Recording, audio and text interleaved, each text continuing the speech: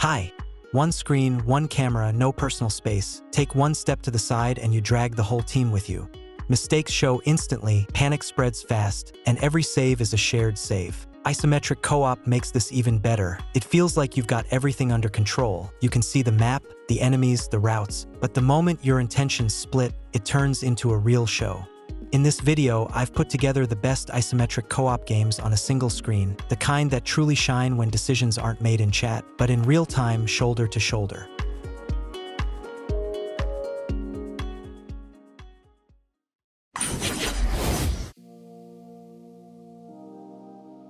I want to start with Death Trash, an indie RPG with a weird, unforgettable post-apocalyptic setting, full of grotesque imagery, odd characters, and a very specific vibe.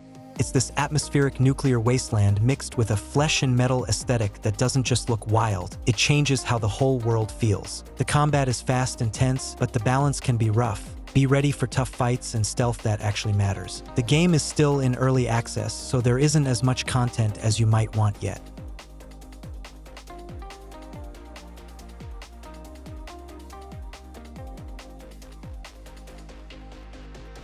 Cat Quest 3.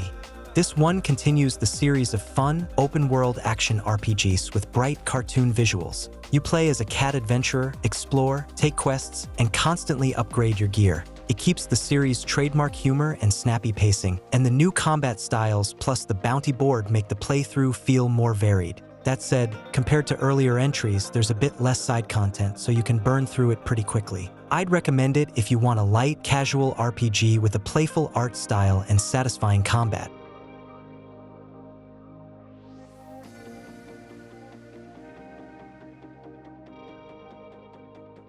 Cult of the Lamb, a roguelike action game mixed with a cult management sim, where you play as a lamb leading your own creepy little sect.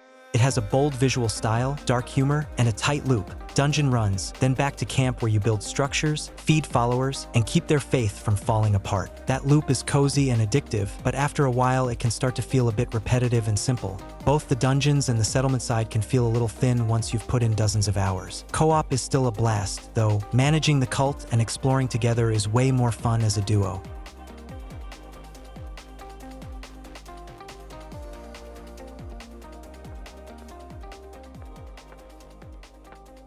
Minecraft Dungeons.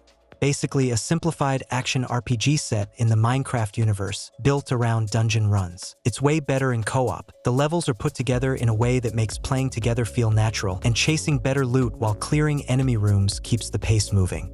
But don't expect a deep RPG. There's no real crafting system, no class specialization, and no complex skill trees, so it leans more toward hack-and-slash action than a full-on RPG. Solo can get boring fast because the mechanics are simple and the dungeons are pretty linear, but with friends that smooths out. Grinding together and mowing through crowds turns it into a fun, casual action game.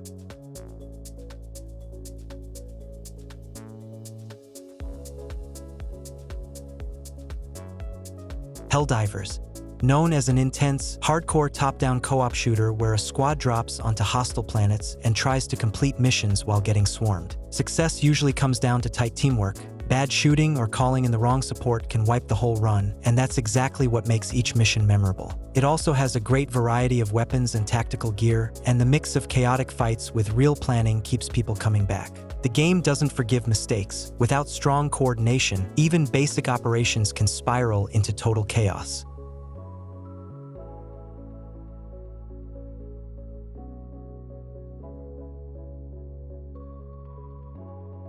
Brothers, A Tale of Two Sons Remake. Originally, this was designed as a single-player adventure with a unique idea. One player controls both brothers at the same time, and that's a core part of the story's emotional design. The remake adds local co-op, where each player controls one brother and reactions are split. Some people love having a new way to experience the story with a friend, and others feel like it goes against the original concept and even weakens the impact. Even so, I think the story and atmosphere are still the game's strongest parts. The brothers' emotional journey, told without words, still hits hard and makes you care about what happens to them.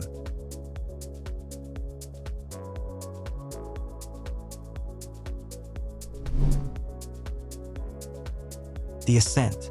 This is a top-down cyberpunk action RPG that throws you and a partner into a dark, highly detailed future packed with guns, gangs, and ruthless corporations.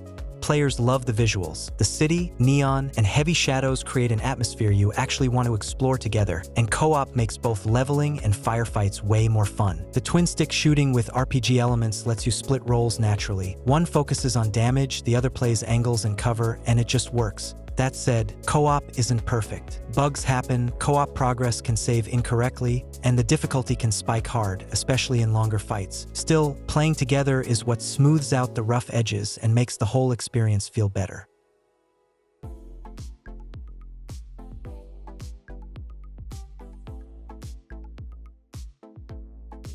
Darksiders Genesis, a spin-off that shifts the Darksiders universe into a top-down view with a gritty mix of slasher combat and action RPG systems. Strife and war complement each other perfectly. One fights with guns, the other with a blade, so combat stays fast, varied, and stylish throughout the story. Add in puzzles and light platforming, and it never feels like mindless grinding. It keeps its momentum. Co-op feels way more natural here because movement and combat both reward teamwork. You're constantly helping each other through fights and traversal, and combining abilities makes enemy groups feel less overwhelming and a lot more manageable.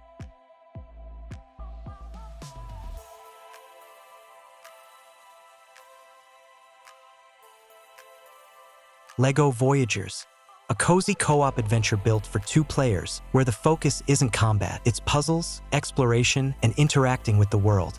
You don't need a ton of experience to enjoy it. The controls are simple, and the LEGO vibe encourages creativity and coming up with solutions together. The overall mood is relaxed, which makes it perfect for a chill couch session without stress. Co-op is genuinely essential in Voyagers. A lot of puzzles are designed around 2 characters working together, and without a partner, solving things can feel awkward or sometimes not really possible at all.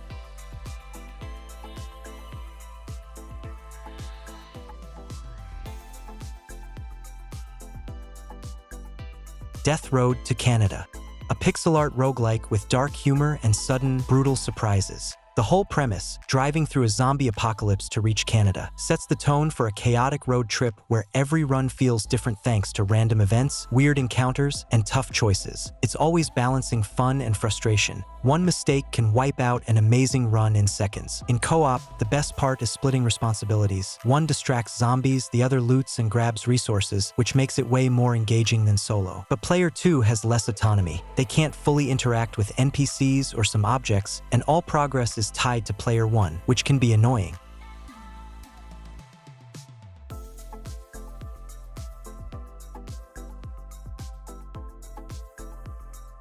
Victor Vran.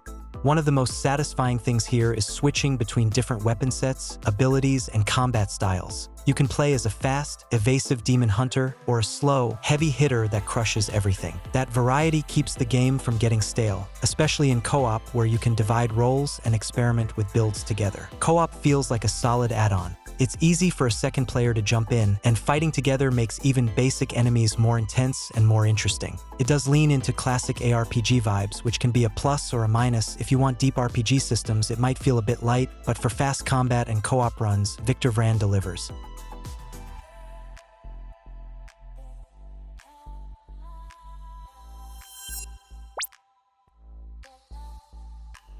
Warhammer, Inquisitor Martyr.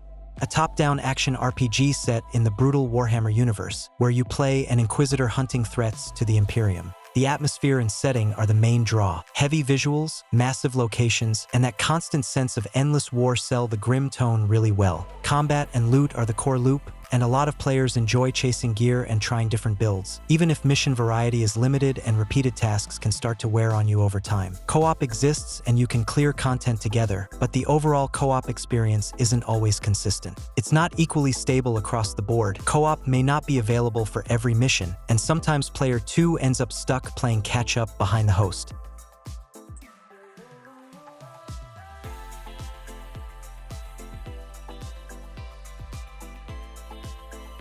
Sea of Stars.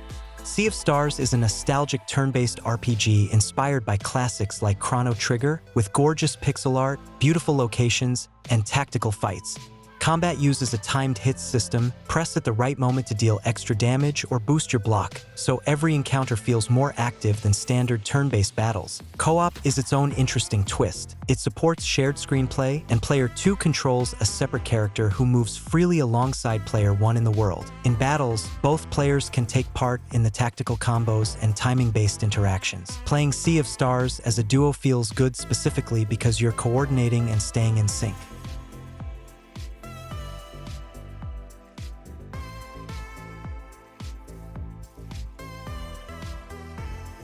Nobody Saves the World. This is an experimental action RPG built around a wild form system. Your character can transform into dozens of different bodies, from a zombie to a snake, each with unique abilities. The game rewards experimentation and a non-standard approach to progression. To clear dungeons effectively, you're constantly switching forms depending on the situation. Even when rooms repeat, it doesn't feel stale because the way you solve them changes completely based on your current build. In co-op, the energy stays high. A second player can jump in, and the constant form switching plus team play in combat creates a rhythm where you complement each other, covering weaknesses, chaining abilities, and adapting on the fly.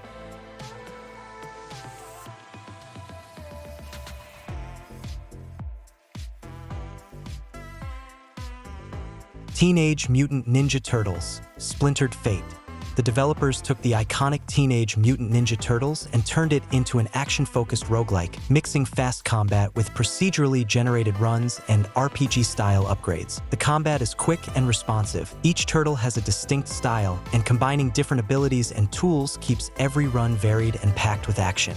Even on longer sessions, you keep wanting to test new builds and adjust your approach room by room. The game shines most in co-op, local or online, where the full squad can fight together, take different roles, and support each other. With multiple turtles on screen, the combat becomes more dynamic, and teamwork actually matters.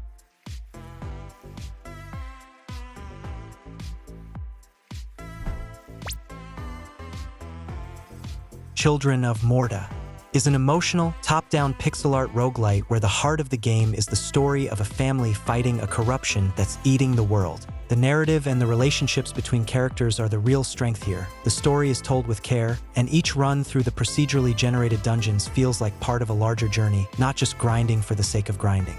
Mechanically, it blends fast combat with RPG progression, and each of the 6 characters has their own playstyle and upgrade paths. Co-op is especially satisfying because you can pair different styles together and keep the action flowing at a high tempo.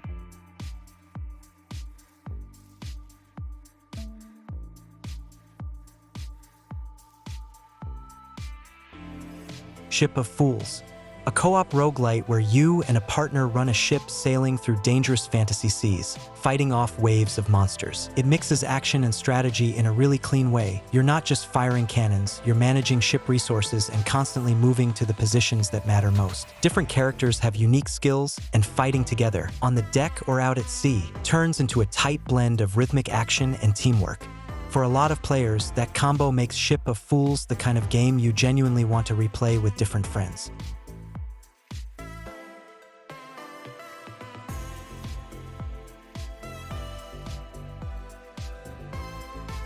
Pizza Possum, a funny arcade game with local co-op where you play a sneaky possum and his raccoon buddy, stealing pizza and escaping police dogs. The simple grab it and run loop creates quick, hilarious sessions that work best as a duo. You and a friend share the same map, coordinating escapes, distracting enemies, or even competing for the loot. Even with its simplicity, Pizza Possum is pure entertainment with no extra complexity. Short levels, clear goals, and a cheerful vibe backed by upbeat visuals and music.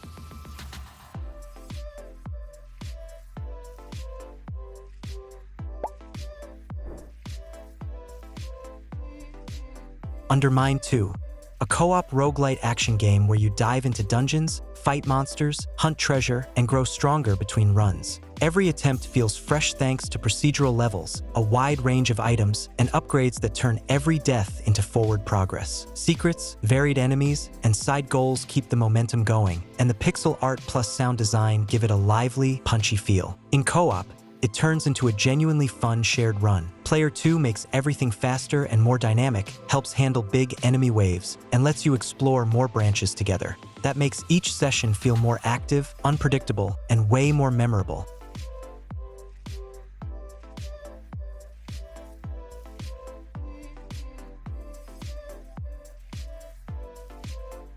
Riverbond is a bright pixel-style co-op shooter where up to 4 players fight together, smash worlds into little voxel chunks, and scoop up loot. The main appeal is how easy it is to pick up and how free it feels. Levels are basically made to be destroyed and explored your way, and co-op turns the whole thing into pure fun. The fast action, tons of weapons, and colorful bosses feel like a mix of Smash TV and a casual hack and slash, perfect for a night with friends. Local co-op is what sells it. It's carefree and loud in the best way. The game gives you a simple but high-energy experience where the goal is basically to cause chaos and have a good time together.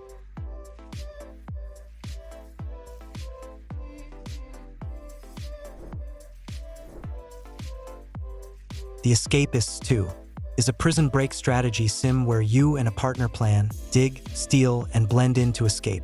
The key here isn't shooting, it's planning. Learning the daily routine, gathering tools, and staging distractions turns everything into a tense, clever process where one bad move can ruin a perfect escape plan. The feeling of being trapped in a small space under constant watch is nailed, and mistakes get punished hard, which makes every run feel risky. Co-op makes it even deeper. When you split tasks, one player can distract guards while the other grabs supplies or works on a tunnel, which speeds everything up and pushes real teamwork instead of solo problem solving.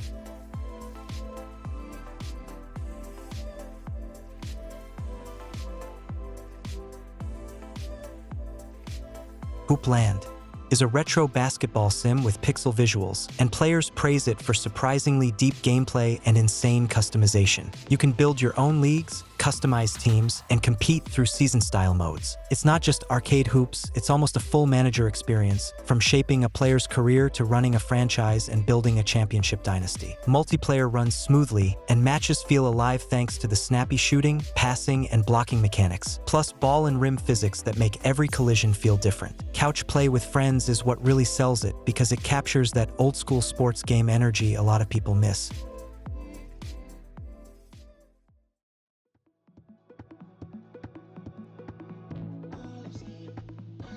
ZEPHON is totally different from most games on this list. It's a post-apocalyptic strategy game with a complex empire and resource system where every decision can lead to domination or the collapse of your faction. It demands serious planning and long-term thinking, and it's built for players who want big, detailed strategy. There's no traditional single-screen co-op here, but it does support a board game-style setup with turns. You sit together, talk through moves, pass control, and slowly unravel the map as a team.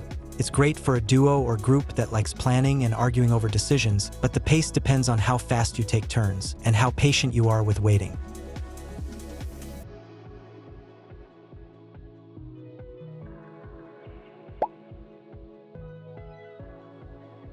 Enter the Gungeon.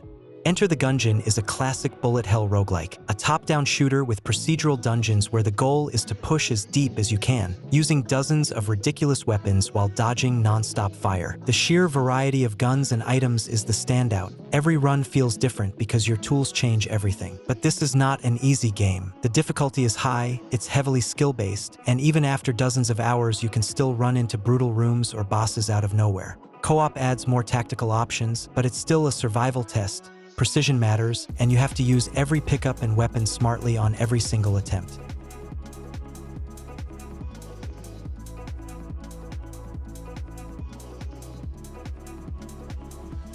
Cassette Beasts is an unusual RPG where you capture, customize, and evolve monsters Pokemon style, but in a darker open world with pixel art vibes. Transforming into different creatures and mixing abilities across forms makes combat feel active and surprisingly tactical. Winning isn't just about raw power, it's about picking the right roles and adapting your strategy to whatever you're fighting. Co-op is really seamless here. Player 2 can jump in at any time, control their own character and monsters, go through the story with you, swap abilities, and talk through tactics as you play.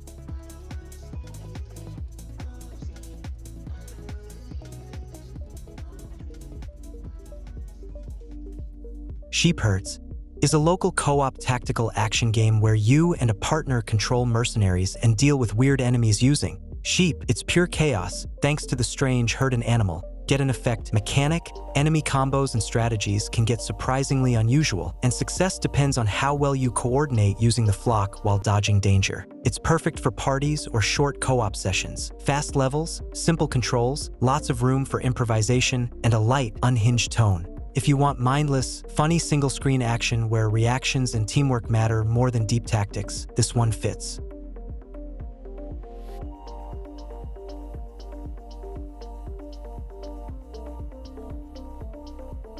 Streets of Rogue is a fast, unhinged roguelike action game where every level is a tiny sandbox with a ton of ways to beat it. Stealth, brute force, theft, tricks, whatever works. That freedom is the whole hook. You can pick almost any role, geneticist, doctor, gangster, office worker, and cause chaos in completely different ways because the situations and systems are built to support all of it. Co-op makes the madness even better. Up to 4 players on one screen can tackle objectives at the same time, get in each other's way, mess with each other, and still somehow trigger absolute street-level chaos together. Multiplayer sessions end up being the most memorable part. Wild roll combos, ridiculous moments, and non-stop improvisation make it perfect for a night with friends.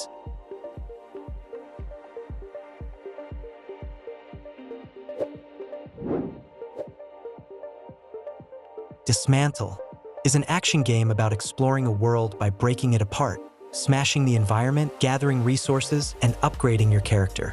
What stands out is the smooth balance between combat and scavenging. There aren't complicated RPG systems, everything feels intuitive, and the gameplay is relaxing while still staying addictive for long sessions. Resource gathering, crafting tools, and slowly building up your base gives you that steady sense of progress you keep coming back for. Co-op is one of the warmest parts of the game. It's simply better with a friend because you can split the work. One person chops trees and mines stone, the other explores far-off areas or handles other tasks, so the whole loop feels smoother and more satisfying.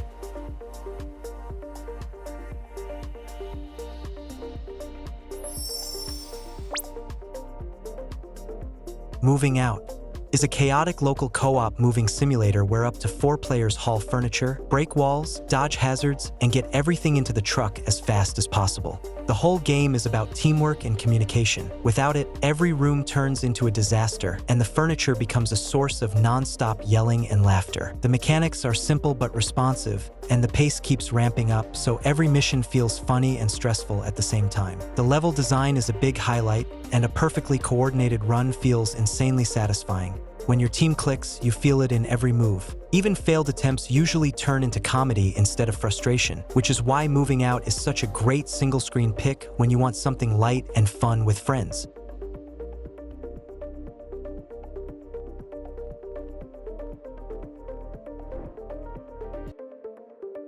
Go Town is a casual pixel-style action game with co-op, where up to 4 players explore procedurally generated worlds, fight enemies, and complete objectives together. It's built around speed and simplicity, so it's easy to pick up even if you don't like complicated systems. You run, shoot, level up, repeat, and it all feels fast and straightforward. Co-op runs are where it shines. You get a lot of laughs, random moments, and sudden chaos because every new level is generated differently. With friends, it becomes a laid-back action game where winning matters less than just having a good time.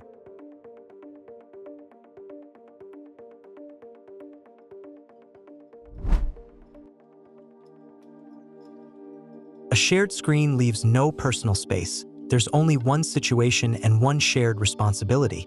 Either you're on the same wavelength, or the game will explain very quickly why you're not. And the real value isn't perfect wins. It's the moments you can't recreate. A last-second save, a chain of mistakes that turns into a comeback, and that rare moment when you both make the right move without saying a word because you already understand each other. If you want co-op you can actually feel, single-screen isometric co-op is still one of the strongest formats out there. The Image Game Channel was with you. Have a nice day.